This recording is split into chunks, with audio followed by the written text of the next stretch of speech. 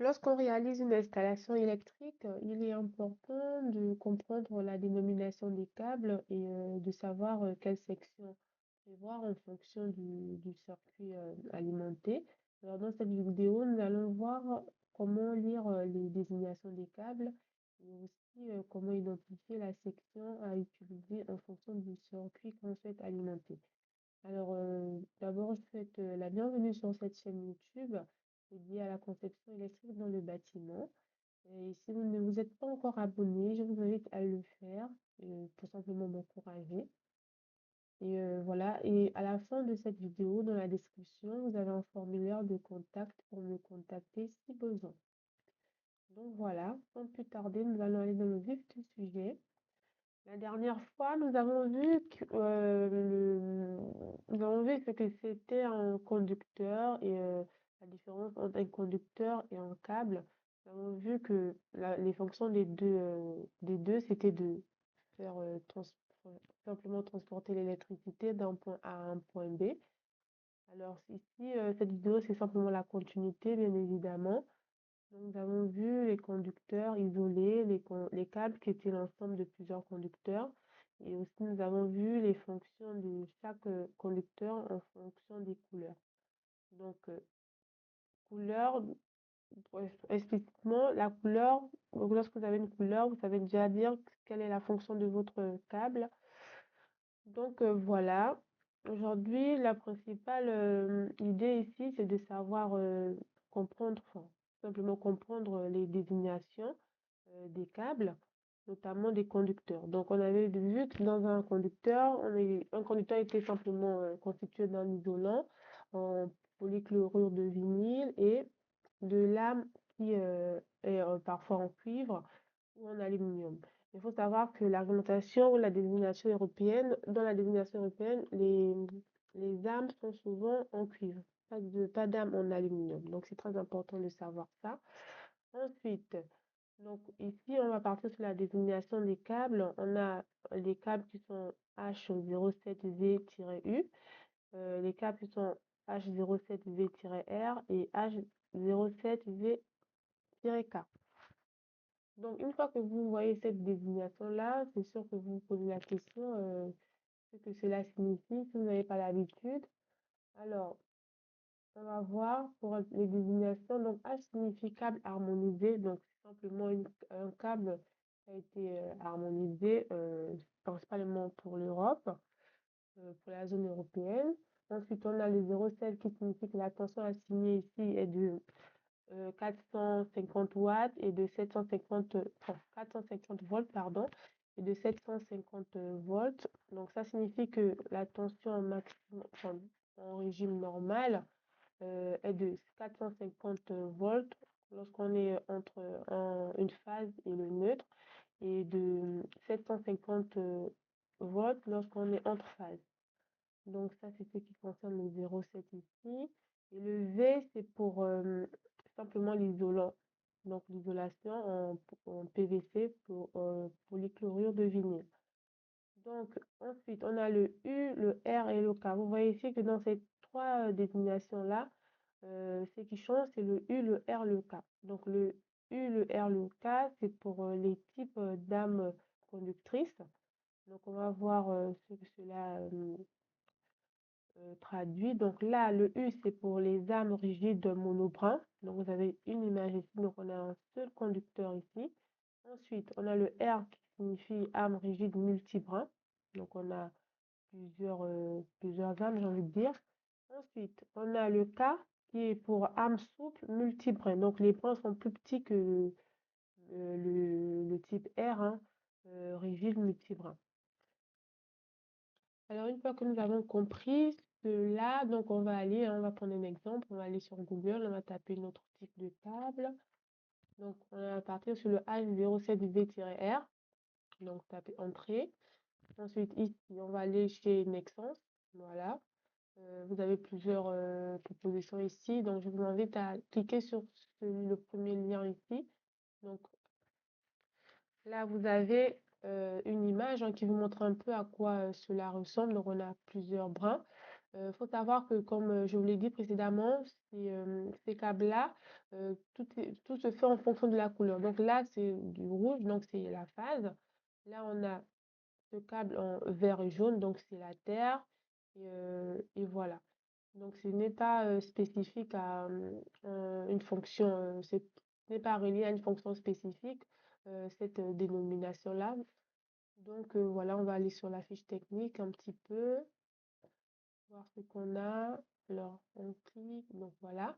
Là, qu'est-ce qu'on a comme information? On nous dit standard, produit, ok. Donc, ça veut dire que c'est conforme à réglementation européenne. Donc, application nous dit les conducteurs Nexans 0, H07V-R sont destinés à l'équipement des installations domestiques. Donc, principalement, là, vous trouverez ces câbles-là dans les installations électriques. Ils sont plus spécialement destinés au câblage des tableaux. Donc, voilà. On va faire le même exercice pour le tiret U. Voilà. Donc, on repart sur Google. On va voir ce qu'on a.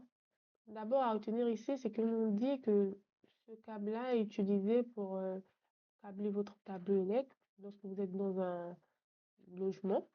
Et aussi, bon, là, c'est les informations dont je vous ai parlé précédemment. Donc, on part sur Google pour voir ce qu'on nous dit par rapport au câble tiret U, donc monoprin. Donc, voilà, là, on va entrer. On repart toujours sur le premier lien, donc chez Nexans France. Donc là, on repart sur la fiche technique pour voir un peu ce qu'on a comme info. Donc là, ça charge, ça prend un peu du temps.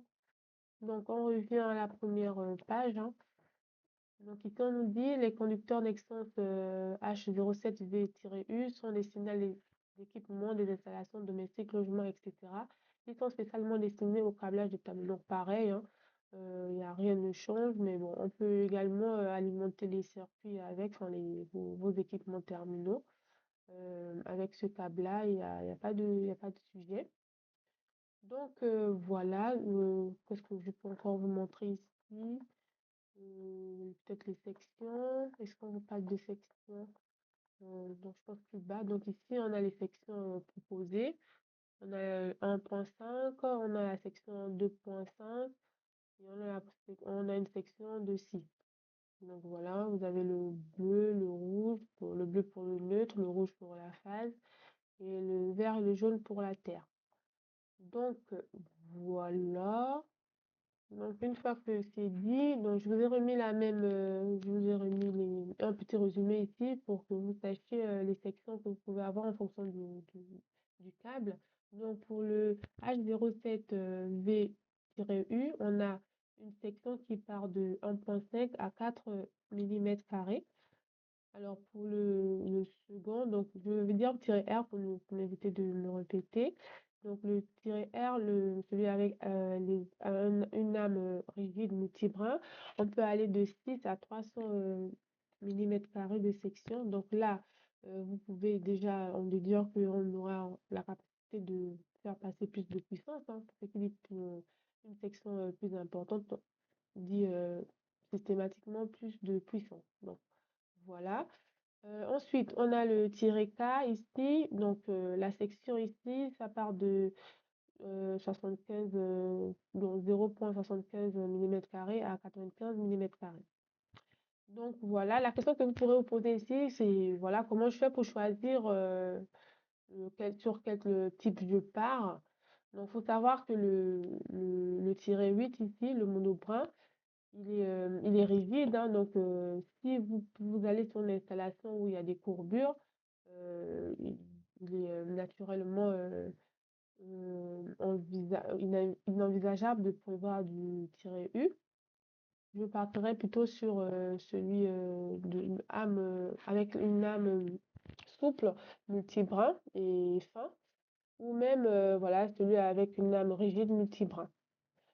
Donc, en termes d'avantages, hein, le monobrin, il est moins cher et il est aussi facile à insérer, voilà, facile à utiliser, mais plutôt il est cassant et difficile à plier. Donc, vous l'aurez compris. Pour Pour le multibrin ici, donc l'installation, elle est plutôt un petit peu souple et on a beaucoup plus de puissance. Donc, si on souhaite alimenter plusieurs circuits, il va falloir partir sur du multibrin. Donc, si on veut plusieurs circuits avec une puissance beaucoup plus importante, il faut partir sur du multibrin. Ensuite, pour le multibrin fin, donc on a ici beaucoup plus de souplesse, hein, j'ai envie de dire. Plutôt l'inconvénient ici, c'est peut-être le coût. Voilà. C'est beaucoup plus cher que les autres types de câbles. Donc voilà, nous sommes arrivés au terme de cette petite vidéo. J'espère qu'elle vous aura plu. L'idée ici, c'est de vous montrer un petit peu comment choisir vos câbles. Ne pas prendre peur si vous ne savez pas les dénominations de câbles ou si vous ne savez pas sur quel câble partir. Ici, je vais vous montrer un petit peu comment choisir vos câbles. Alors, si dans la prochaine vidéo, je vous montrerai le type, enfin, les sections de câbles à prévoir en fonction des circuits que vous souhaitez alimenter, circuits de prise de courant, circuits d'éclairage. Donc, on verra ça dans une prochaine vidéo. Donc voilà, n'hésitez pas à vous abonner si ce n'est pas encore fait et de mettre des likes si vous le souhaitez, bien évidemment, rien n'est obligatoire.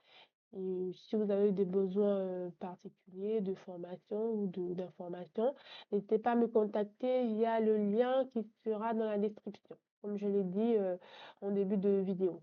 Donc, merci beaucoup pour votre attention. Je vous dis à une très prochaine fois et prenez bien soin de vous. À bientôt.